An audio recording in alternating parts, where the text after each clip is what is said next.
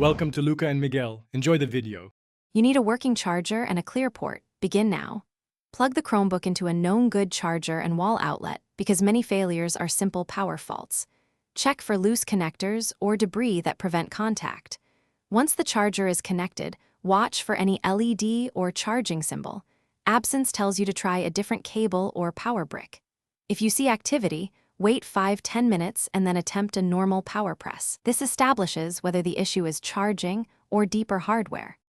Once basic charging is ruled out, perform a hardware reset to clear temporary faults.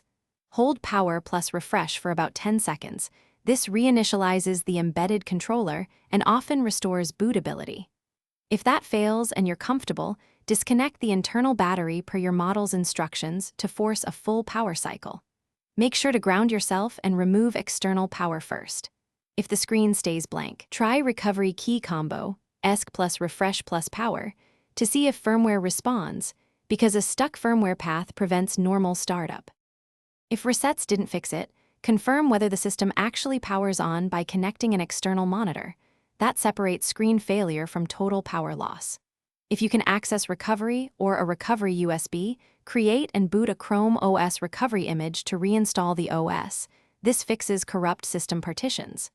Make sure to back up first when possible. If none of these steps work, note exact symptoms, LED behavior, sounds, dates, and contact authorized service or your warranty provider, because the issue may be a defective board or battery. Thanks for watching and please subscribe. It's the best investment you'll ever make.